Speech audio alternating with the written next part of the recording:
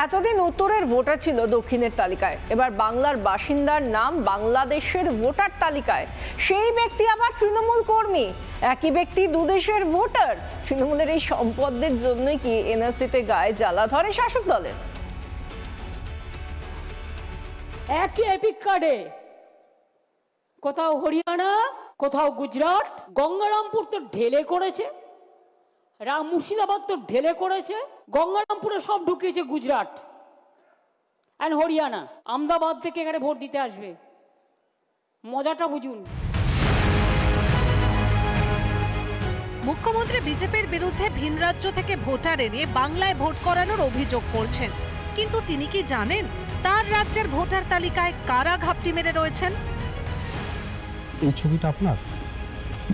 ওটা ওরা মানে ডুপ্লিকেট করে গেছে ওরা, বুঝলেন? আমি আমার ভোটার কার্ড ছবিটা আপনার? সেটা তো দেখছি। ছবি কি আপনার?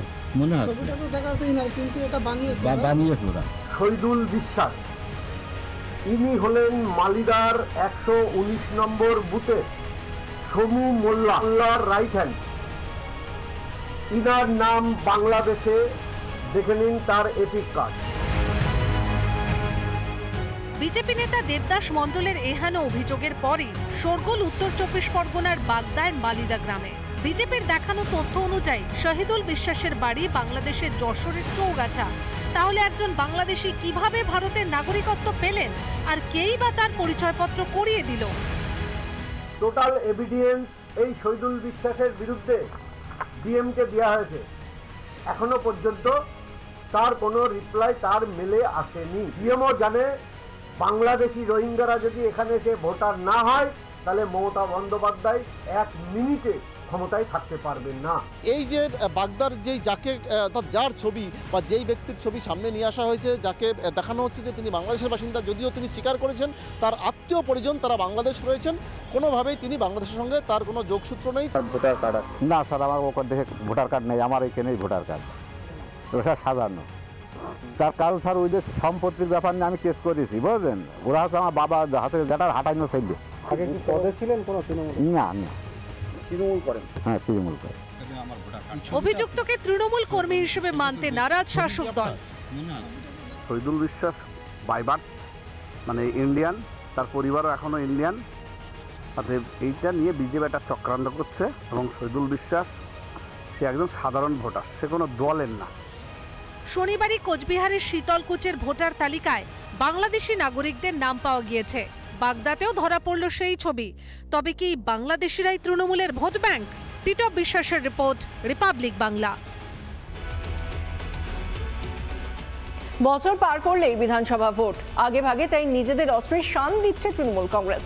নির্বাচনে লিড দিলেই মিলবে লাখ টাকা, পরাজয় নিশ্চিত জেনেই টাকার টোপ বিধায়ক পরিশ্রমের। ভোট বৈতরণী পার করতে টাকার টোপই সম্বল তৃণমূলের। যে অঞ্চল প্রথম লিড দেবে সেই অঞ্চলকে আমরা 1 লক্ষ টাকার পুরস্কৃত করব। এ যেন ভোটের জন্য টোপ। প্রকাশ্য মঞ্চ থেকে ভোট পেতে টাকার পুরস্কার ঘোষণা ক্যানিং পশ্চিমের তৃণমূল বিধায়ক পরেশরাম দাসের। 11টি অঞ্চলের মধ্যে যে অঞ্চল যেমন লিড দেবে তার ঝুলিতে নাকি ঢুকবে তেমন টাকা। যে অঞ্চল প্রথম লিড দেবে সেই অঞ্চলকে আমরা 1 লক্ষ টাকার পুরস্কৃত করব। ক্যানিং আপনারা জানেন স্পোর্টস কমপ্লেক্সে আমরা মিটিং করে নির্বাচনের পরে, এবং দ্বিতীয় যে হবে তাকে 75,000 টাকা, এবং তৃতীয় যে হবে তাকে আমরা 50,000 টাকা পুরস্কার করব। আজ রবিবার দুপুরে ক্যানিং পশ্চিম বিধানসভা কেন্দ্রের রায়বাগিনী হাই স্কুল মাঠে অনুষ্ঠিত হয় কংগ্রেসের ডাকে রাজনৈতিক কর্মী সভা। আর এই কর্মী সভার মঞ্চে দাঁড়িয়ে ক্যানিং পশ্চিম বিধানসভা কেন্দ্রের বিধায়ক পরেশরাম দাস তিনি কর্মীদের উদ্দেশ্যে টার্গেট বেঁধে দিলেন। জনপ্রতিনিধি হয়ে আম জনতার জন্য কাজ নয়, মানি মাসল পাওয়ার দিয়ে কি 26-এর ভোট বৈতরণী পার করতে চাইছে তৃণমূল? তাদের কর্মীরা যেন বুদ্ধিউত করে এবং বিরোধী পার্টির কর্মীরা মারধর করে যেন ওনাকে জেতায়। এত টাকা পরেশরাম দাস পাচ্ছে কোথা থেকে সেটাও দেখতে হবে। উনি কি করেন আমরা যেটুকু জানি, উনি মাথা দিয়ে চট বিক্রি করেছে, হয়তো এই চট বিক্রির টাকা দিয়ে উনি ভোটে জিততে চাইছেন। ভোট মানেই গুলি, রক্তের বন্যা, মায়ের কোল খালি দেখেছে বাংলা। শাসক নেতার এহেন মন্তব্য কি 26-এর বিধানসভা ভোটে সেই ঘটনার পুনরাবৃত্তির ইঙ্গিত দিচ্ছে? রিপাবলিক বাংলা। শিক্ষামন্ত্রী ব্রাত্য বসুর গাড়ির তলায় শিক্ষার্থী, মন্ত্রীর গাড়ির একাধিক কাগজেরও মেয়াদ পেরিয়ে গিয়েছে। গাড়িতে থাকাকালীন এই ঘটনার দায় নেবেন না শিক্ষামন্ত্রী? প্রভাবশালী হলেই কি জীবন নিয়ে খেলা করা যায়?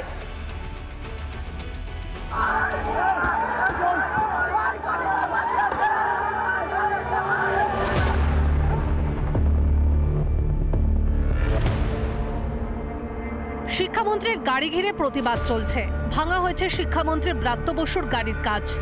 আশেপাশে বিক্ষোভরত পড়ুয়াদের দেখেও বাড়ানো হয় রাজ্যের শিক্ষামন্ত্রীর গাড়ির গতি।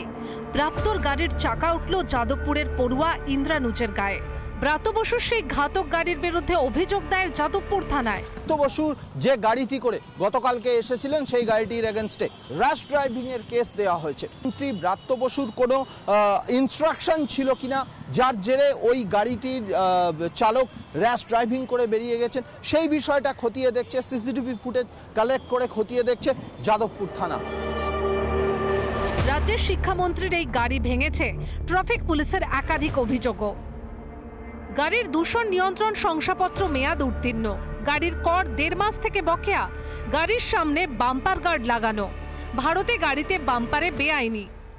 গাড়ির ট্যাক্স আপডেট করা হয়নি 2025-এর জানুয়ারি মাস থেকে, অর্থাৎ বিগত প্রায় 1 থেকে 1.5 মাস রোড ট্যাক্স ছাড়াই চলছিল গাড়িটি। এর পাশাপাশি পলিউশন ফেল ছিল 2024 থেকে। আমজনতা আইন ভাঙলে তাদের জরিমানা করতে অতি সক্রিয়তা দেখা যায় পুলিশের, আর শিক্ষামন্ত্রীর গাড়ির বেলায় অন্য নিয়ম। কাগজপত্র কোনো সরকারি গাড়ি ঠিক নেই, সে মন্ত্রীর গাড়ি হোক আর অন্যের গাড়ি হোক।